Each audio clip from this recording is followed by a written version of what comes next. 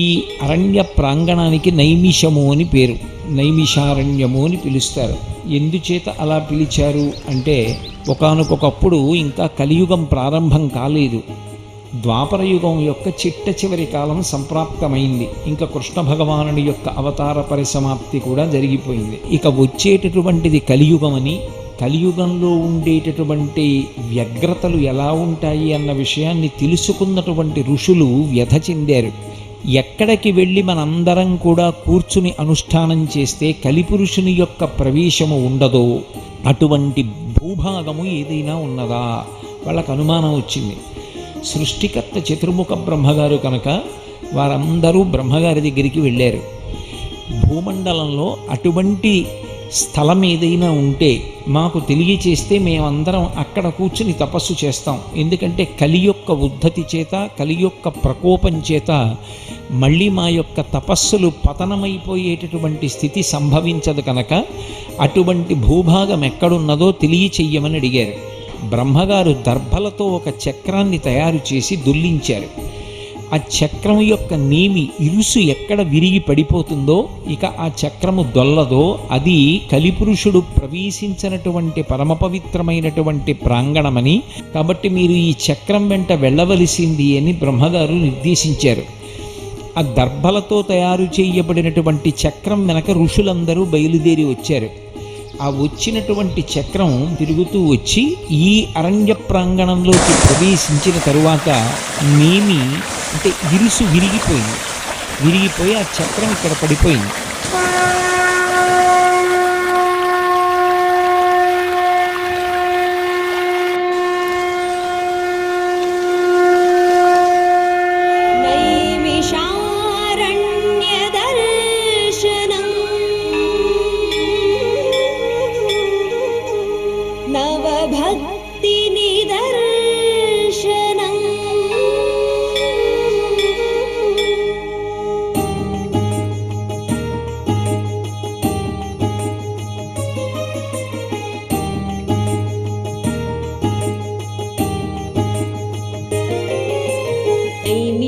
నైమిషారణ్యదర్శనం నవభక్తినిదర్శనం నైమిషారణ్యదర్శనం భవపాపవికర్షణం. పురాణాలు పురుడు పోసుకున్న నైమిషారణ్యదర్శనం, పుణ్యాల తొలి పులకింతల నైమిషారణ్యదర్శనం, శౌనకాది ముని శుభ సూక్తుల నైమిషారణ్య దర్శనం, కలికాలు మోపని కళల నైమిషారణ్య దర్శనం. నైమిషారణ్య దర్శనం నవభక్తి నిదర్శనం, నైమిషారణ్య దర్శనం.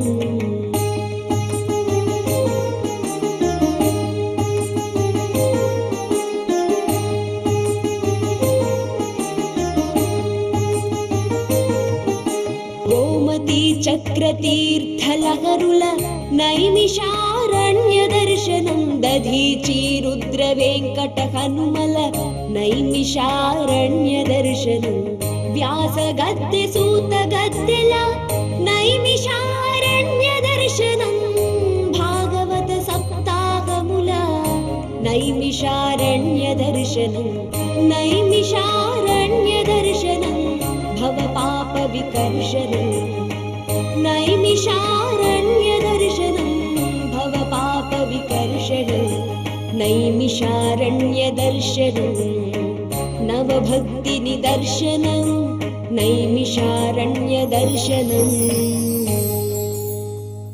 భారతదేశం వేదభూమి. భారతీయుల అంతరంగాలు ఆధ్యాత్మికతకు నెలవు. యుగయుగాలుగా ఇక్కడ సనాతన భక్తి సంపూర్ణ సామ్రాజ్యంగా విరాజిల్లుతోంది.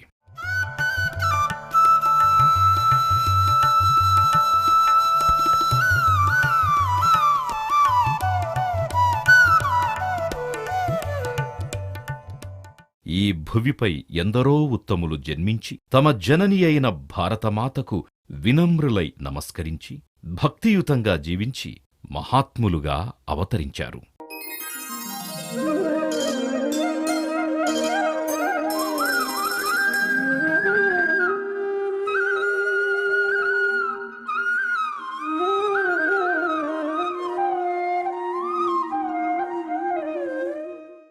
కృతయుగంలో శ్రీ నారసింహుడిగా, త్రేతాయుగంలో శ్రీరామచంద్రుడిగా, ద్వాపరయుగంలో శ్రీకృష్ణుడిగా, కలియుగంలో శ్రీవేంకటేశ్వరుడిగా, ఇలా యుగానికొక్క దైవస్వరూపమై మన హృదయ మందిరాలలో నివేదనలు అందుకుంటున్నారు.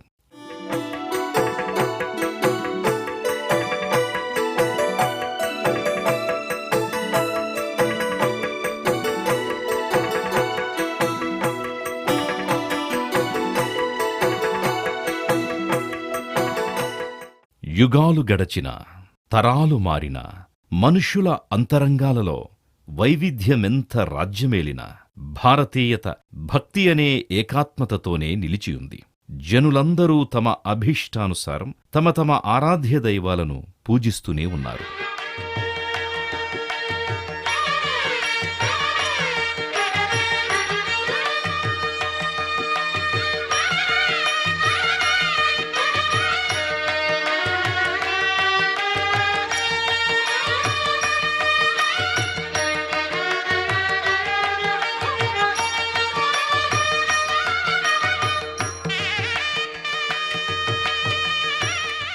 భారతీయ ఆధ్యాత్మికతతో పెనవేసుకుని ఏకరూపంలో ప్రకాశిస్తూ నేటి జగతికి సైతం భవిష్యద్దర్శనియై, చుక్కానియై, భక్తికాంతి తరంగాలతో, విస్పష్టమైన తాత్వికతతో, వాస్తవికతతో మార్గదర్శకం వహిస్తోంది.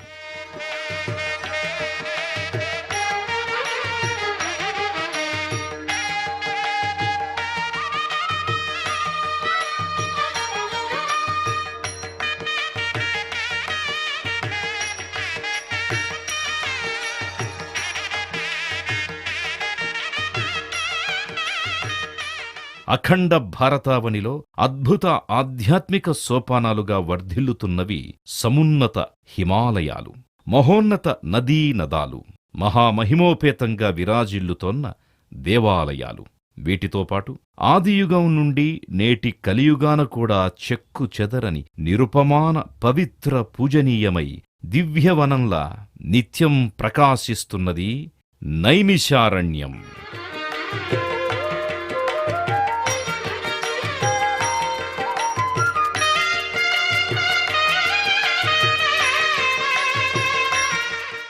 ఈ క్షేత్రంలో మంగళ తరంగిణి గోమతీ నది ప్రవహించి తనలో స్నానము చేసిన వారికి దివ్యజ్ఞానాన్ని ప్రసాదిస్తున్నది.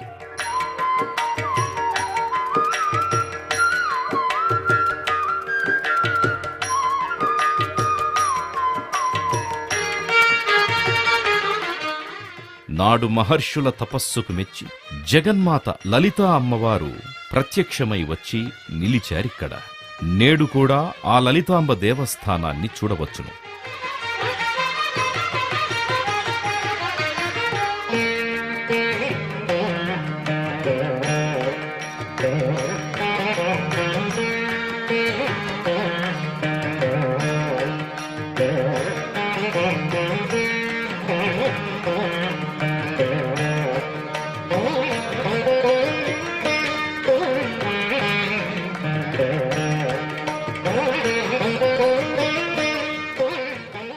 శ్రీ సత్యనారాయణ స్వామి ఆవిర్భావము, పూజ మొదట జరిగిన తొలి స్థలం ఇదే.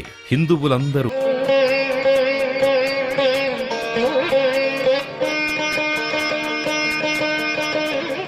నైమిషారణ్యం అంటే హరితవస్త్రం కప్పుకున్న అభయారణ్యం అని అర్థం. కాలం తెలియని మానులతో విస్తరించిన సంపూర్ణ వనం నైమిషారణ్యం.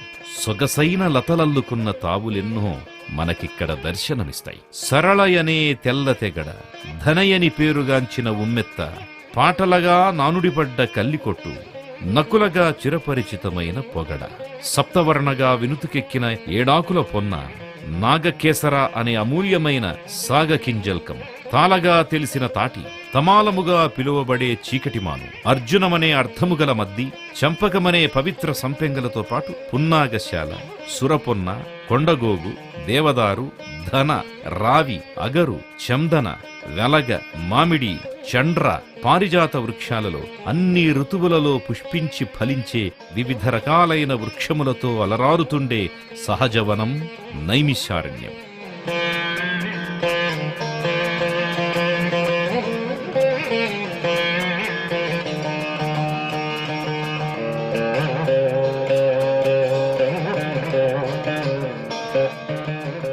పరమ ప్రాచీనమైనది, పురాణరాజముగా అలరారుతోన్న శివపురాణంలో కూడా నైమిషారణ్య ప్రస్తావన ఉన్నది. నాటి పాంచాల, కోసల రాజ్యాల నడుమ ఉన్న అరణ్యమే నైమిషారణ్యం. నైమిషారణ్య దర్శనం